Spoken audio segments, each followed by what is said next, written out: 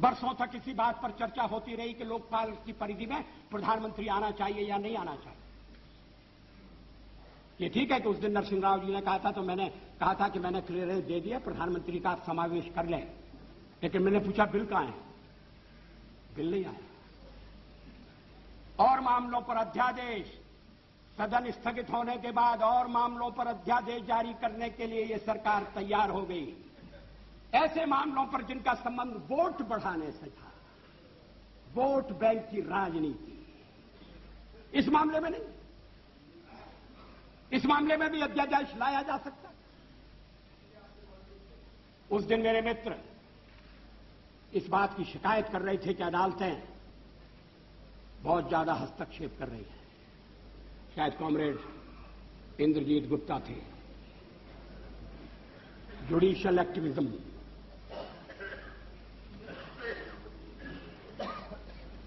अगर पार्लियामेंट अपना काम न करे और एग्जीक्यूटिव फैसले न करे, मामले को लटकाए,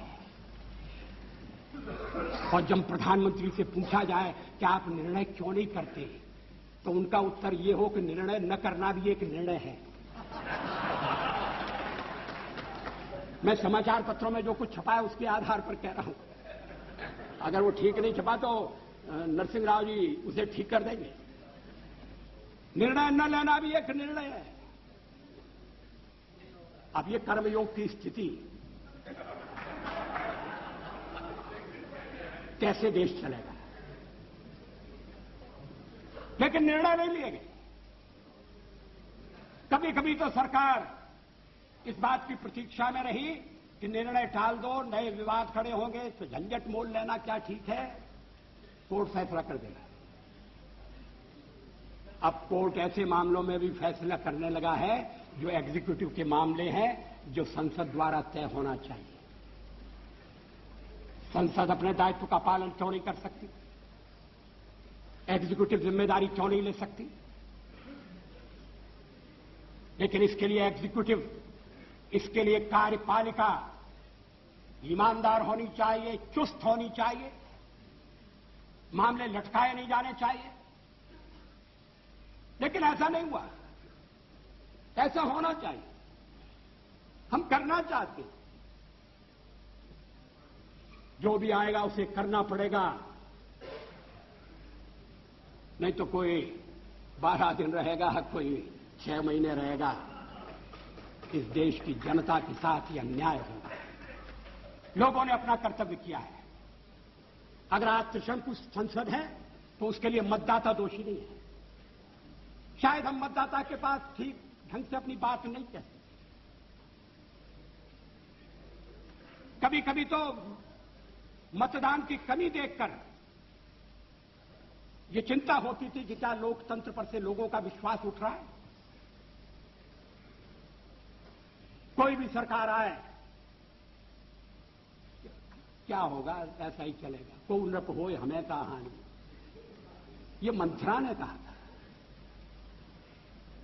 इस देश में अब सब जगह मंथरा की बात दोहराई जाए, जोड़ तोड़ करके सरकारें बनाई जाए। बने तो कार्यक्रम के आधार पर बने और देश को यह आश्वासन देने के बाद बने कि अब लोगों के साथ अन्याय नहीं होगा। अब लोगों को अन्याय के लिए ऐसा नहीं होगा कि अन्याय के खिलाफ गुहार लगाने की जगह नहीं है। लेकिन इसका तो कोई नक्शा दिखाई नहीं देता। राष्ट्रपति महोदय ने बुलाया हमें क्योंकि हम सबसे बड़ी पार्टी के रूप में उभरे, अपनी विचारधारा के साथ उभरे, अपने कार्यक्रमों, अपनी नीतियों के साथ उभरे। राष्ट्रपति महोदय के अभिभाषण में हमने कुछ अपने नीतियों का विवेचन किया है। ममता जी को उसमें केवल एक बात पर आपत्ति है, मुझे लगता है बाकी का सारा अभिभाषण उन्हें स्वीकार है।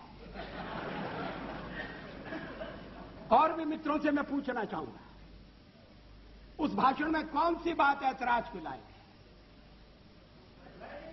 क्या इस बात का ध्यान रखकर क्या जो भी फैसले होना चाहिए वो आम सहमति से होना चाहिए? एक न्यूनतम कार्यक्रम पर देश को लाया जाए और फिर बाकी के मामले छोड़कर हम उसके लिए जुट जाएं, क्या इसकी आवश्यकता नहीं? लेकिन कुछ मामले ऐसे हैं जिन पर भी विचार करने की जरूरत है। हमारे खिलाफ सबसे बड़ा आरोप क्या है? हम सांप्रदायिक हैं, हम सेक्युलरवादी नहीं हैं। इसलिए सेक्युलरवाद के जितने भी रक्षक हैं, आओ इकट्ठे हो जाओ, लाठी डंडे संभाल लो और भाजपा को सत्ता से हटाओ। लोकतंत्र संख्या का खेल है और संख्या हमारे पक्ष में नहीं है।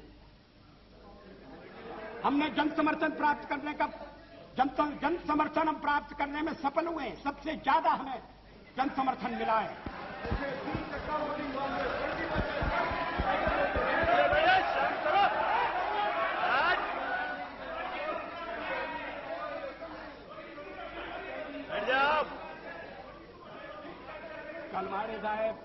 कलमाड़ी साहेब काय म्हणतात मला ऐकू नहीं है। कलमाड़ी साहब क्या कहते हैं ये दूसरों को समझना मुश्किल है।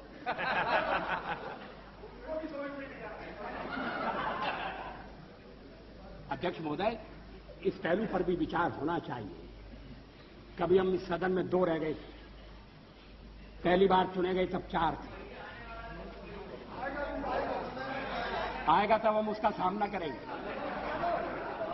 आज तो हम इतनी बड़ी संख्या में बैठे हैं कि आपके साथ कोई तुलना नहीं हो सकती।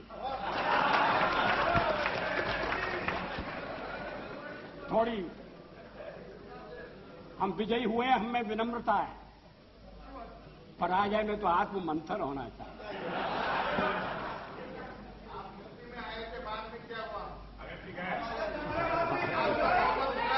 आप सारे देश में थे, अब क्या हो रहा है? अब आप इस स्थिति से आप संतुष्ट हैं तो मुझे कुछ कहना नहीं, मैं इसमें पढ़ना नहीं चाहता। इस देश में इस समय लोगों के विचारों में मंथन चल रहा है, चिंतन की दिशाएं बदल रही हैं। लोग पुरानी मान्यताओं को फिर से कसौटी पर कस रहे हैं। मेरी समझ में नहीं आता कि जब संविधान के निर्माताओं ने शादी ब्याह के एक कानून बनाने की सिफारिश की और यह कहा कि राज्य उसकी तरफ ध्यान देगा, तो क्या वो सांप्रदायिक कारणों से प्रेरित थे? क्या यह सांप्रदायिक मुद्दा है? क्रिमिनल लॉ एक है, सिविल लॉ एक क्यों नहीं हो सकता? गोवा में अभी भी सिविल लॉ एक है। अगर मुस्लिम मित्रों को उसमें कठिनाई है तो वो कठिनाई आकर बता सकते हैं, ये कह सकते हैं कि हमें थोड़ा और समय चाहिए अपने समाज को तैयार करने के लिए। ये नहीं कहा जा रहा है और दल भी इस बात के लिए उन्हें प्रेरित नहीं कर रहे हैं कि थोड़ा बहुत तो संशोधन करो, वक्त बदल रहा है। इस्लामिक देशों में पर्सनल लॉ में संशोधन हो रहे हैं, यहां थोड़ा परिवर्तन होना चाहिए। जेंडर इक्वलिटी का मामला है।